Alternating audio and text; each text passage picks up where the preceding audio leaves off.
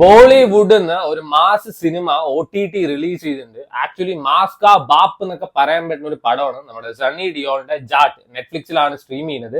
ഈ ബാലയ്യയുടെ പടങ്ങളൊക്കെ ഇഷ്ടപ്പെടുന്ന ആൾക്കാരാണ് നിങ്ങൾ വെച്ചാൽ എന്തായാലും കണ്ടു നോക്കേണ്ട ഒരു പടമാണ്.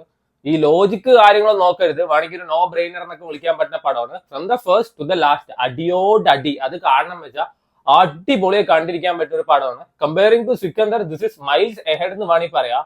അജാതി ഒരു പടം. ആൻഡ് ഇതിൽ ഏറ്റവും കൂടുതൽ നമ്മൾ ഇമ്പോർട്ടൻസ് കൊടുക്കേണ്ടത് അല്ലെങ്കിൽ നമ്മൾ അപ്രീസിയേഷൻ കൊടുക്കേണ്ടത് ഇത് മ്യൂസിക് വർക്ക് ചെയ്ത തമനാണ്. കിടിലനായിട്ടാണ് ആള് പണി വെച്ചിരിക്കുന്നത്. സോ ഇതിൽ എങ്ങനെയാണെന്ന് വെച്ചാൽ നായകനേക്കാൾ ഇമ്പോർട്ടൻസ് അല്ലെങ്കിൽ നായകനേക്കാൾ അത്ര കിടിലൻ ഒരു ബിൽഡപ്പ് ആണ് ഇതിൽ വില്ലന് കൊടുത്തിരിക്കുന്നത്. കില്ല് സിനിമയിലാണ് അങ്ങനെ ഒരു റോൾ ഞാൻ കണ്ടിട്ടില്ല. നമ്മുടെ രാഘവ് ജോയൽ ചെയ്ത ക്യാരക്ടറിന് അത്രയും ഒരു ബിൽഡപ്പും അത്രയും ഇമ്പോർട്ടൻസ് കൊടുത്തൊരു പടമായിരുന്നു അത്. ഇതിലും അങ്ങനെ തന്നെയാണ്. രൺദീപ് ഹൂഡയാണ് വില്ലനായിട്ട് പെർഫോം ചെയ്തിരിക്കുന്നത്. കിട്ടിലനായിട്ടാണ് അങ്ങേര് പണി വെച്ചിരിക്കുന്നത്. അതിന്റെ അങ്ങേർക്ക് ഒരു ഇമ്പോർട്ടൻസ് ഈ സിനിമയെ കൊടുത്തിട്ടുണ്ട്. അത് അടിപൊളിയായിരുന്നു. ഇവൻ നായകനേക്കാൾ ഒരു പണി മുകളിൽ നിൽക്കുന്ന ഒരു ക്യാരക്ടർ എന്ന് വേണമെങ്കിൽ പറയാം. പക്ഷെ സിനിമ തുടങ്ങുന്ന സമയത്ത് ഒരു ഫൈറ്റ് സീനും കാര്യങ്ങളൊക്കെ ഉണ്ട്. അത് കാണുന്ന സമയത്ത് നമുക്ക് തോന്നും അയ്യേ ഈ കൂലിപ്പടിക്കാരൊക്കെ ഇങ്ങനെ അടിക്കുമെന്നത്.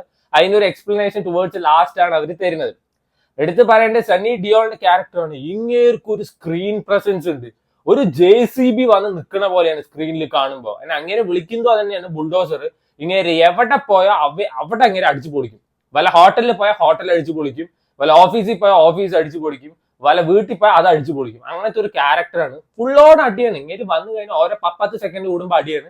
നല്ല രസമാണ് മ്യൂസിക് വർക്ക് ആയിട്ടൊക്കെ കണ്ടിരിക്കാൻ. ഇതിൽ നമ്മുടെ വില്ലനെ വന്നിട്ട് രാവണന്റെ ഒരു വേർഷൻ ആയിട്ടാണ് പ്രസന്റ് ചെയ്യുന്നത്. ആൻഡ് ഹീറോനെ വന്നിട്ട് രാമന്റെ ഒരു വേർഷൻ.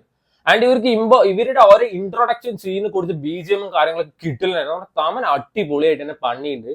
നല്ല രസമായിരുന്നു. യൂഷ്വലി ഹിന്ദി പടത്തിൽ ഈ ഡിവോഷണൽ എലമെന്റ്സ് ഒക്കെ വരുമ്പോൾ സിംഗം എഗെയിൻ ആണ് ഓർമ്മ വന്നത്. പക്ഷെ ഇത് അങ്ങനത്തെ പോലത്തെ ചവറ സാധനം ഒന്നുമല്ല. നല്ല രസത്തിൽ തന്നെ എടുത്തു വെച്ചിട്ടുണ്ട്.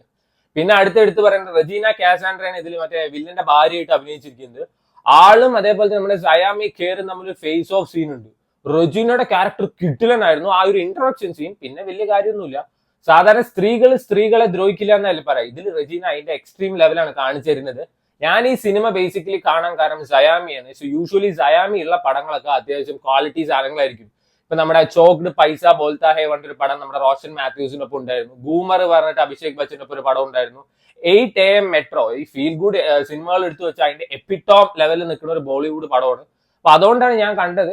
സയാമിക്ക് വലിയതായിട്ട് പെർഫോം ചെയ്യാനുള്ളൊന്നുമില്ല, പക്ഷെ ആള് ചെയ്ത ഇമോഷണൽ സീൻസ് ഒക്കെ അത്യാവശ്യം കൊള്ളായിരുന്നു. സോ അങ്ങനത്തെ ഒരു പടം നിങ്ങൾക്ക് ഇഷ്ടമാണെന്ന് വെച്ചാൽ കണ്ടു നോക്കാവുന്ന വളരെ നല്ലൊരു സിനിമയാണ്. ബേസിക്കലി പറയാലോ, അതില് സണ്ണി ഡിയോളിന്റെ ഇടയ്ക്ക് ഈ നിർവികാരം ഒരു ഫേസ് എക്സ്പ്രഷൻ ഒക്കെ ഇടുന്നെങ്കിലും അങ്ങേര് സ്ക്രീനിൽ വന്ന് നിൽക്കും. ഭയങ്കര മസിലൊക്കെ ആയിട്ട് സ്ക്രീൻ പ്രസൻസ് കിട്ടില്ലനായിരുന്നു അങ്ങേര്. സോ വേണ്ടവർ കണ്ടു വെക്കുക. ഇതിന്റെ എനിക്ക് റീലിൽ തന്നെ കുറച്ച് ഭാഗമൊക്കെ എല്ലാവരും കണ്ടിട്ടുണ്ടാവും. ഹിന്ദി തെലുങ്ക് ഭാഷയിൽ മാത്രം അവൈലബിൾ ആണ്. പക്ഷെ ഞാൻ കണ്ടപ്പോൾ സത്യത്തിൽ അയാളുടെ ഫാനായിട്ടോ. ഇതിന്റെ പാർട്ട് 2 ഷൂട്ടിംഗ് തുടങ്ങാൻ പോകണു എന്നൊക്കെ പറയുന്നുണ്ട്.